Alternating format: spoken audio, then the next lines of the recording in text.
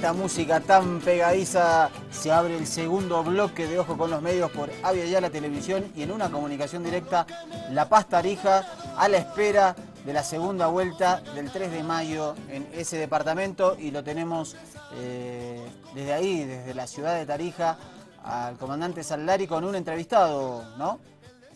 Sí, doctor, se trata de Jorge Blacud. Él es un militante histórico, le dijimos, ya casi se nos ofende, pero de muchos años del movimiento al socialismo. Y bueno, queríamos charlar con él para que nos cuente un poco cómo es, cómo ve él la situación de lo que va a suceder aquí el domingo en Tarija y profundizar algunos temitas más que ya lo vamos a comentar con él. Primero que nada, Jorge, te damos la bienvenida y muchísimas gracias de estar aquí con nosotros en Ojo con los Medios. Muy buenas noches, Mariano. Un placer estar aquí en el programa de ustedes dos. Jorge, ¿no? Marian, Gracias a vos. Te dejo a vos la primera pregunta para que arranques desde allá, doctor. Jorge, gracias por esta entrevista. Como militante histórico ahí en Tarija del MAS, ¿cómo se ha consolidado la fuerza y cuáles son las expectativas para esta segunda vuelta? Teniendo en cuenta que en la primera vuelta Pablo tuvo poco tiempo, Pablo Canedo, para hacer una campaña producto de las decisiones del Tribunal Departamental. Así es, en la primera vuelta se estuvo alrededor de unos 23 a 22 días de campaña, muy poco. Prácticamente una campaña donde el departamento no conocía al candidato. Logramos entrar a la segunda vuelta y obviamente la oposición, o como se evidenció en los medios, comenzó una campaña de desinformación, alegando un supuesto fraude, siendo que la única anormalidad que se encontró fue una papeleta, una copia de una papeleta de votación que pertenecía a UDA, ¿no? Entonces, claramente creando un escenario de desinformación para decir o tratar de crear una imagen de que se le estaría engañando al ciudadano tarijeño de este departamento. Una campaña de una segunda vuelta también corta. Esperamos que ya todo el departamento conozca la propuesta del MAS y conozca a nuestro candidato. Y en una primera vuelta donde tuvimos el voto, podríamos decir, de la izquierda dividida, principalmente entre dos fuerzas. Por un lado el MAS y por otro lado el TPT a la cabeza o como candidato Luis Alfaro. El MAS logró hacer una alianza programática con esta agrupación TPT, que significa Todo por Tarija, y lamentablemente una gran decepción que a título personal Luis Alfaro haya hecho un acuerdo con Adrián Oliva. En esta segunda vuelta esperamos que ese voto de la izquierda se mantenga en la izquierda y en este caso con la opción del candidato Canedo, que vendría a ser del movimiento al socialismo. Ha quedado evidenciado en esta campaña que la figura de Adrián Oliva excede el ámbito regional por sus vínculos con sectores conservadores y de la ultraderecha regional, que va desde Álvaro Uribe, Enrique Capriles, María Corina Machado, el terrorista Alejandro Peña Esclusa. ¿Eso ha quedado evidenciado sobre el terreno, en la población, en los medios de comunicación locales? Bueno, es de amplio conocimiento de la sociedad sus antecedentes. De estos vínculos internacionales han corrido mucho por las redes sociales. Creo que gran parte de la población ahora lo conoce, pero sin embargo, lo que sí los tarijeños sabemos, cuáles son los antecedentes de Oliva en la gestión de Mario Cosío.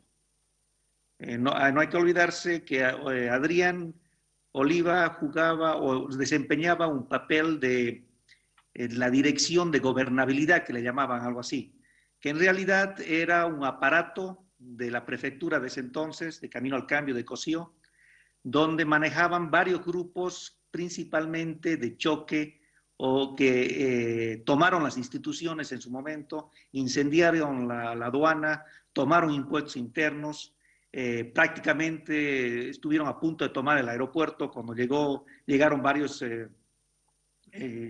delegados de otros países. Entonces fue un escenario bastante conflictivo. no hay que olvidarse que en ese momento hubo la voladura del ducto, hubo la organización y la marcha del centro de la ciudad hacia la zona del mercado campesino, donde tuvimos enfrentamientos. Gracias a Dios, ningún muerto, pero sí varios heridos. Y eso fue un escenario orquestado, organizado, deliberado, bajo la conducción de esta dirección de gobernabilidad que dependía directamente de Cosío. Entonces, la pregunta es obvia, cae por sí sola, si ese comportamiento va a ser repetido en caso que tengamos la mala suerte de tenerlo nuevamente en la gobernación. Y, doctor, sí. Te interrumpo un segundo. Y esa pregunta que se autorrealiza Jorge Blacud, ¿y qué pensás que puede pasar si Oliva es gobernador? Porque han pasado muchos años, desde, si bien no son tantos años, ya 7, 8 años es un número para tener en cuenta. ¿Cambió Adrián Oliva? ¿Cambió la concepción de sus colaboradores? Su percepción de la realidad de Bolivia? ¿Ya se logró la autonomía para el departamento y para el país? ¿Se podría volver a repetir o a incitar ese tipo de escenarios o ya actuaría de otra manera? Eso es lo que nos preguntamos.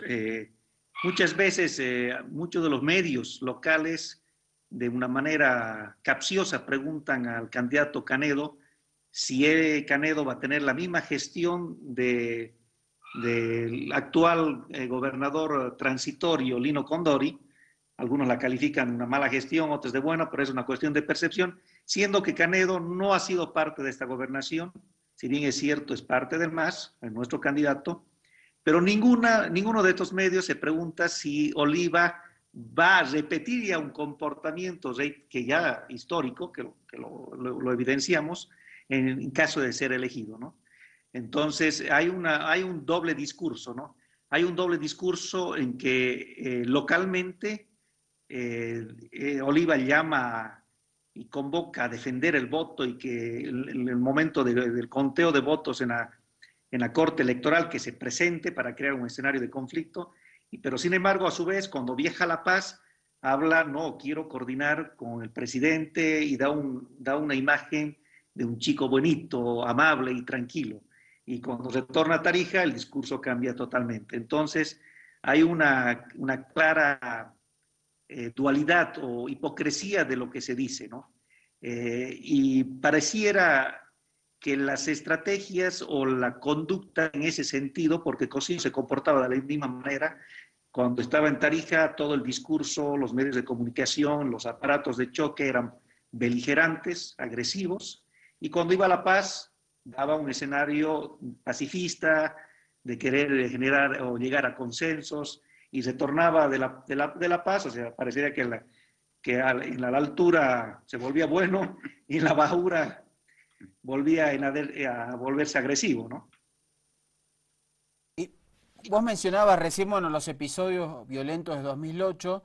Recuerdo que en agosto de ese año 2008, muy poquitos días antes de que se llevara adelante el referéndum revocatorio que ratificó al presidente Evo con el 67% de los votos, la presidenta de la Argentina, Cristina Fernández de Kirchner, y el presidente entonces de Venezuela, Hugo Chávez, tenían que firmar en Tarija con el presidente Evo un memorándum vinculado al tema energético. Nunca pudieron aterrizar producto de la violencia de sectores universitarios, del comité cívico, del propio oficialismo de entonces, generando, digamos, toma de instituciones y la imposibilidad de llegar a un escenario muy fuerte de violencia separatista, racista. Ese temor existe porque, digamos, está claro que, como usted menciona, y usted aparte estuvo en ese escenario, digamos, estuvo en el aeropuerto, tenía que esperar justamente al presidente, etcétera, que no pudo realizarse esa gestión, y eso no fue tanto tiempo atrás, lamentablemente. Así es, da la casualidad que yo estaba en el aeropuerto, estaba con mis hijas, la aduana que queda al lado del aeropuerto ya fue tomada en ese momento. A la entrada del aeropuerto existían llantas que estaban quemando. Obviamente, como el aeropuerto es una zona militar, estaban los policías militares armados para impedir que entre la turba enardecida dentro del aeropuerto y proteger ya partes de las delegaciones de los presidentes y los distintos países que habían aterrizado en la ciudad de Tarija. Y la verdad que estuvimos a cuestión de segundos, yo diría, de que los agresores rompan el portón y entren al aeropuerto. Y con seguridad hubiéramos tenido una serie de heridos y quizás muertos. Y eso es lo que estaban buscando en su momento, buscar víctimas para poder de alguna forma catapultar su movimiento o su estrategia divisionista o separatista, ¿no? Obviamente no queremos volver a esos escenarios, más allá de que sea un militante del MAS, sino como ciudadano tarijeño, considero que es importante que Canedo gane, más allá de la persona, sino como el proyecto del MAS en Tarija. Es importante que Tarija tenga una buena relación con el gobierno nacional.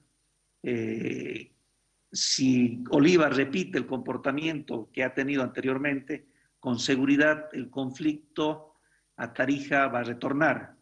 Y esa es la gran pregunta y la incertidumbre que tenemos muchos de los que vivimos en este departamento. Resulta algo medio irónico, justo cuando tenemos tantos recursos que para él, por producto del gas y de la nacionalización, tenemos las desinteligencias y parecería que hay momentos en que Tarija estaría en contrarruta de lo que es el desarrollo o la nueva proyección del país. Jorge, quisiera, doctor, hacer una pregunta. Estaba hablando con Jorge Blacud fuera de cámara y me comentaba, él pertenece a una de las familias tradicionales del departamento de Tarija, de clase acomodada, y formó parte del comité cívico. Ahora esperemos que él nos relate un poco esa experiencia. Y me decía Jorge que de alguna manera estos sectores radicales te empujaron a tomar una postura del lado del movimiento al socialismo o del proceso de cambio. No sé si podrías relatarnos un poco cómo fue ese proceso, para entender también cómo son las familias tradicionales y las clases tradicionales en la ciudad de Tarija. Ya, bueno, yo estuve parte del comité cívico, fue vicepresidente del comité cívico. En su momento apoyé para que Reinaldo Bayar sea presidente del comité cívico y era también parte de la comisión de hidrocarburos del comité cívico. En ese momento se estaba tratando la ley 3058, que fue un elemento importante para la recuperación de la soberanía de los hidrocarburos, y obviamente habían posturas a favor y en contra. La mía era a favor, porque claramente, más allá de una postura partidaria o ideológica, se podía ver que le convenía al país. Y como ciudadano boliviano, como empresario, favorecía o apoyaba a que esa ley sea aprobada. En esos momentos se gestó varios movimientos subvencionados, inclusive por dineros de fuera del departamento, para crear un escenario de no apoyo a la ley de la 3058. Cuando el presidente es elegido por primera vez como vicepresidente, invitamos al presidente Evo para que visite el comité cívico. Y el presidente Evo visita el comité cívico. Esto obviamente irónicamente se dio en el día preciso cuando había una reunión de, bueno, toda la media luna en el Salón Rojo prefectural. Estaba Rubén Costa, Leopoldo López, Mario Cosillo, Branco, Barinkovic, en fin, todos los comités cívicos, toda la, podría decirse, la pesada de la media luna, y en medio de la reunión, la parte del comité cívico de Tarija, mi persona, con Reinaldo, nos salimos del comité cívico, y que queda al lado, o mejor dicho, de la prefectura del Salón Rojo, y nos fuimos al comité cívico a recibir al presidente Evo. Obviamente eso fue la gota que rebalsó el vaso de agua, fue la gran rabia de que recibamos al presidente cívico, mejor dicho, al presidente Evo, y eso creó un escenario de que cualquiera que tuviese una opinión disidente a lo que de los postulados de ese momento de la media luna, era inmediatamente tildado de traidor, me expulsaron del comité cívico, por cierto, o de masista. Yo nunca he pertenecido a un partido, ni menos al MAS en ese momento, y poco a poco a mi persona y a muchos de los que estaban conmigo nos fueron empujando y así fuimos conociendo lo que es el movimiento al socialismo. No solamente conociendo de una manera en la dimensión partidaria, sino también en la dimensión ideológica y de los postulados y de las reivindicaciones. Y la verdad que es una experiencia que uno va aprendiendo día a día, va aprendiendo a través de el interactuar con los movimientos sociales, con la otra parte de Bolivia que muchas veces, o que la mayoría de las veces, la clase media ignora o desconoce de nuestra realidad, ¿no? ¿Y qué ha significado ese descubrimiento de unos espacios sociales, de un mundo que a las élites tradicionales les es desconocido? ¿Qué ha significado para vos en lo particular ese descubrimiento? Bueno, a un principio ha sido bastante duro porque ahí realmente uno conoce quiénes son los amigos, ¿no? Había una suerte de censura de la sociedad, de exclusión, para decir aquel que ha tenido el atrevimiento de pasarse al otro lado tiene que ser expulsado de la tribu, más o menos, ¿no? Una manera bastante primitiva y salvaje de comportamiento, y una guerra no solamente social o psicológica, sino también de bloquear cualquier actividad económica para que uno no pueda avanzar, ¿no? Pero lo que se ha podido evidenciar, sin embargo, después de 6 o 8 años, es que tenemos mucha, pero muchísima gente de clase media que ahora forma parte del movimiento socialismo, incluyendo nuestro candidato a gobernador, que si bien es cierto no era un activista de un partido político, pero claramente tenía una posición antes más de oposición, que ahora ha abrazado y el movimiento al socialismo ha abierto las puertas, o podemos decir el proceso de cambio, ha entrado en una etapa de apertura, de incluir a los otros sectores para que podamos construir consensos. Es decir, la propuesta que se tiene actualmente del movimiento al socialismo, del MAS, es la concertación para el desarrollo. Y la concertación, obviamente, se tiene que hacer con todos los sectores, si no, no sería concertación. Entonces, son etapas que uno va pasando y va aprendiendo a medida que va teniendo conocimiento con los diferentes sectores que antes excluidos, que no tenían el espacio político ni económico, ni tenían la participación en las políticas del departamento. Uno puede evidenciar claramente cuál es la composición de la asamblea departamental. Tenemos gente de clase media, tenemos campesinos, gremiales, asambleístas que vienen de las Bartolinas, de los interculturales. Entonces, la dinámica de los espacios políticos y económicos en la definición de políticas ha cambiado significativamente.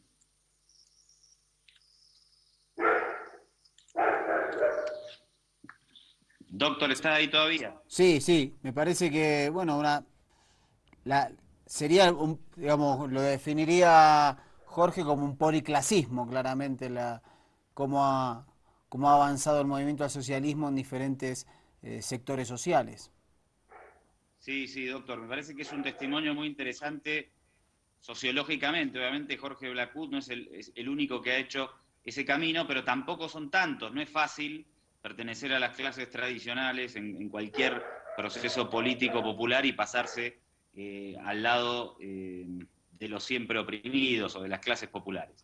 Él también formó parte, y me gustaría que nos eche ese cuento, me contaba fuera de cámara, del primer ingreso de los militantes del movimiento al socialismo a la plaza principal de la ciudad de Tarija. ¿Podrías relatarnos, Jorge, un poco cómo fue esta experiencia y en qué año? Porque hace muy poco se dieron estos hechos y me parece interesante recordarlos y tenerlos presentes. ¿Cómo fue ese primer ingreso a la plaza? Bueno, fue hace 5 años, en las elecciones nacionales, vendría a ser del 2009, ¿no?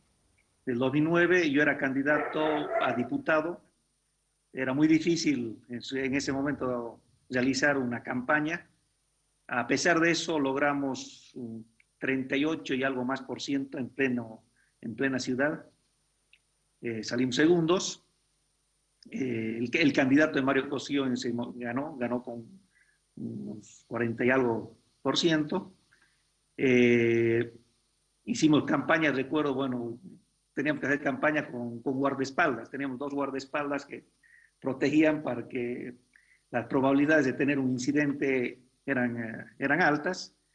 Venía bueno, con todos esos antecedentes bastante recientes en ese momento, de toma de instituciones, y habían amenazas de toma de mi vivienda, de quemarla. Entonces, un día, bueno, al final de la campaña tomamos la decisión de hacer una entrada a la plaza.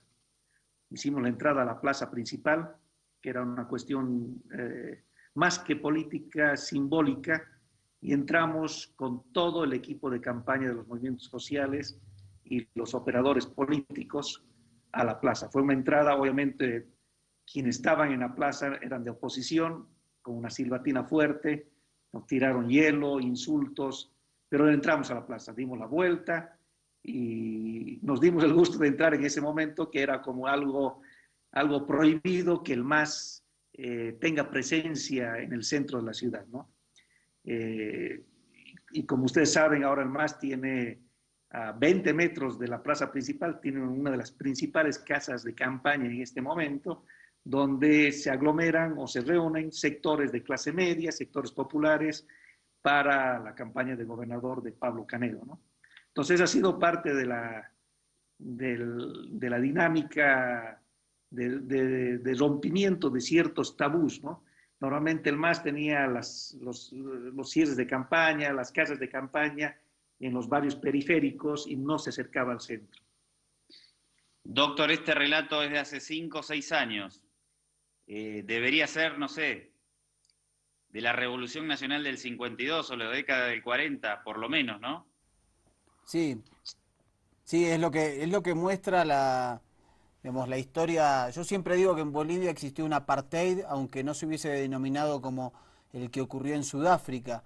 Y estas historias de las mayorías sojuzgadas que no podían entrar a las plazas principales, que eran agredidas, fueron tan cotidianos, y por eso la importancia simbólica y política del proceso del cambio, al lograr empezar a revertir esas tendencias y esas jornadas de xenofobia, racismo, separatismo. Bueno, no sé si vos tenés alguna pregunta más para Jorge, si no nosotros vamos cerrando la entrevista desde aquí. No, simplemente agradecerle, me parece que es un testimonio muy valioso sobre la importancia cuando un proceso de cambio genera una transversalidad social y, digamos, y suma sectores de diferente origen en un proceso para un bien común.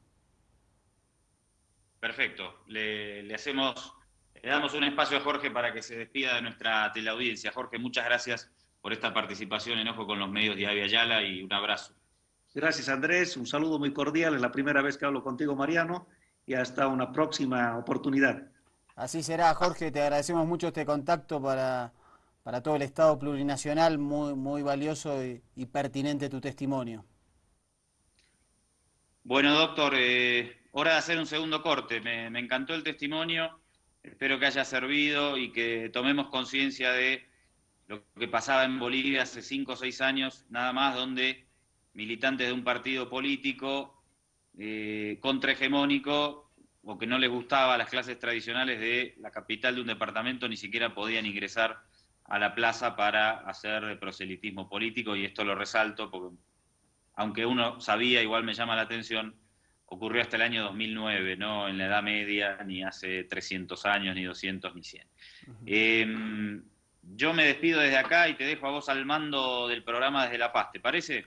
Cómo no, comandante, gracias por los testimonios, una valiosa entrevista como para ir aportando también al resto del Estado plurinacional cómo se está desarrollando esta segunda vuelta al Tarija y cuáles son también los devenires político-ideológicos de no hace mucho tiempo en nuestro país. Así que un abrazo grande y nos estamos reencontrando el día de mañana. Dale, un abrazo grande y saludos a todos los seguidores de Ojo con los Medios. Y ya viste que aquí la campaña mediática siempre sale, siempre surge, también está fuerte. Sí, y mañana, bueno, recordamos los cierres finales de la campaña para después ingresar en veda electoral y, bueno, ya esperar el veredicto soberano del pueblo el domingo 3 de mayo. Ok, un abrazo grande, acá estamos pendientes como siempre, al rato pues.